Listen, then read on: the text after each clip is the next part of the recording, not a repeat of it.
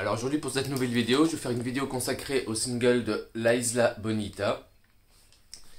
Alors on va commencer tout de suite par les premières pubs à chaque fois, comme je fais à chaque fois, je vais vous montrer les pubs que j'ai qui étaient sorties dans le commerce.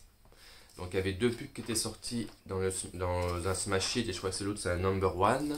Donc il y a la version jaune et la version blanche, une c'est écrit Out Now, l'autre Out Next Week. Donc un design un peu différent. J'ai également en version japonaise où il y avait une belle double page dans un magazine.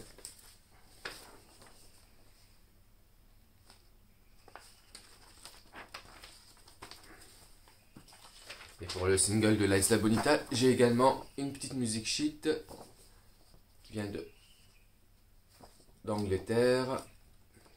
Donc ici, les partitions pour le piano. Donc voilà.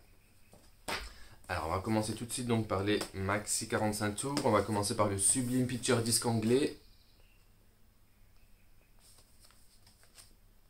qui reprend le même design de la back cover sur tous les pressages. Donc là c'est le beau Picture Disc.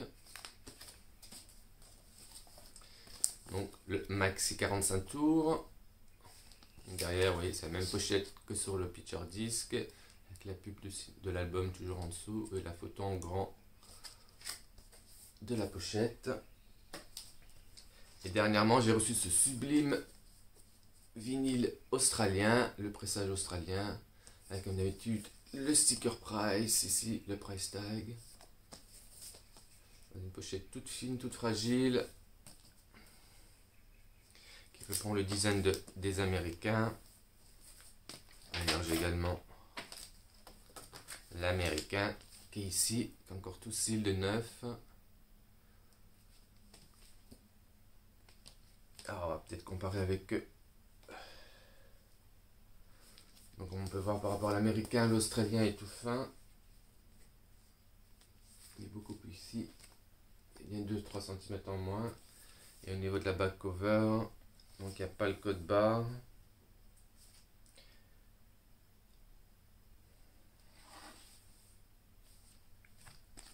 Donc ça c'est les back cover, donc ça c'est l'australien et ça c'est l'américain où ici il y a le code barre, et là il n'y a pas.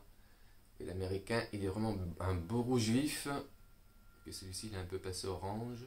Donc là c'est l'australien, c'est l'américain. Et après en version comme cela il y a également la version allemande qui reprend exactement le même design. Puis ce qui va changer c'est également les références au niveau du code barre.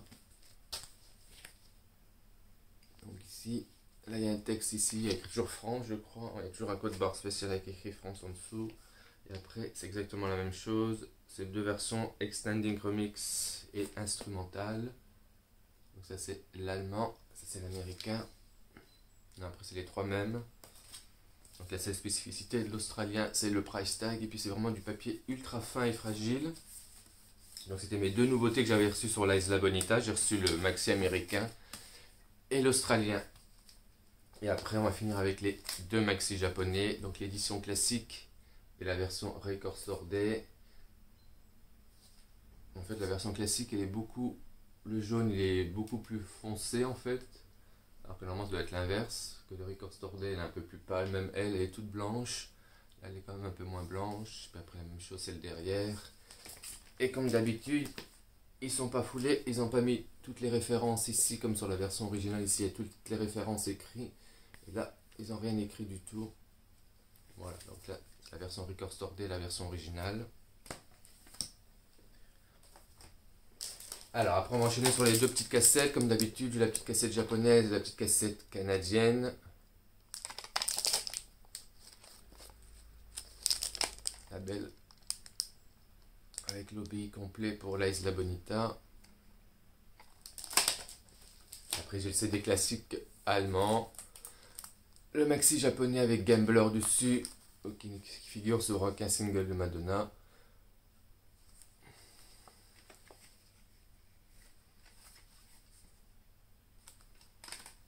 Et après on va enchaîner avec les petits 45 tours que j'ai, donc j'en ai pas mal. On va commencer par un petit promo canadien totalement inutile, mais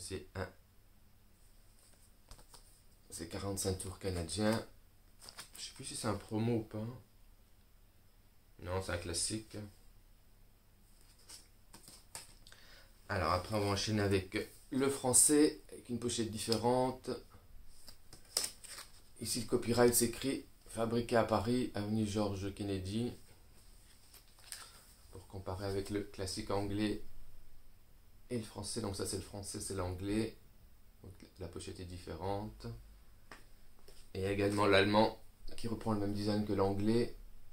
La seule spécificité, c'est l'anglais ici. Il y a rajouté aussi remix. Et sur l'allemand, bah, comme on peut le voir, il n'y a pas. Puis la back cover, c'est comme la française pour l'allemande. Et ça, c'est l'anglais avec la pub True Blue. Donc on arrive facilement à reconnaître les anglais. Et puis le vinyle, il sort en haut. Donc ça, c'est l'allemand. Ça, c'est l'anglais. Pour comparer avec le français. Donc le français, il y a un code barre. Et l'allemand, il n'y a pas de code barre.